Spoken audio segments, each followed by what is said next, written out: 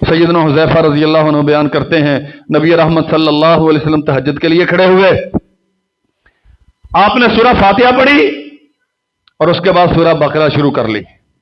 کہتے ہیں ہمارے ذہن میں خیال آیا کہ آپ صلی اللہ علیہ وسلم 100 آیات پڑھنے کے بعد رکوع کریں گے، آپ 100 سے سورہ بقرہ کی 100 آیات،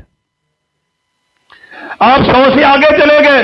ہم نے سوچا یہاں تک جا کے 200 تک، آپ اس سے آگے چلے گئے حتیٰ کہ بقرہ مکمل کر دی۔ اس کے بعد سورہ نساء کا آغاز کیا، سورہ نساء مکمل کر دی، نساء کے بعد پھر پلٹے، محمد کریم صلی اللہ علیہ وسلم نے سورہ آل عمران ایک ہی رکعت میں پڑھی۔ اور حذیفہ بیان کرتے ہیں اور لوگوں ملتان کے بھائیوں ایسے نہیں پڑھتے تھے جیسے ہم کمپیوٹر کی سپیڈ سے اور جیسے ٹوکا لگا ہوا ہوتا ہے۔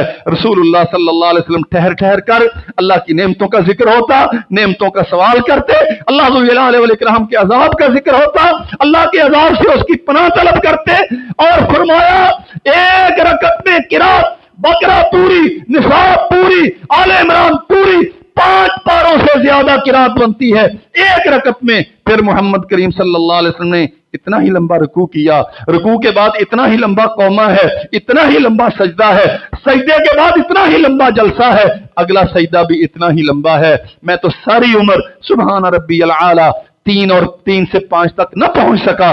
اللہ کے لیے ذرا توجہ کیجئے، 5 پاروں کی قرات کے بقدر لمبا رکوع اور لمبا سجدہ، کتنی بار آپ نے سبحان ربی العظیم پڑھا ہوگا؟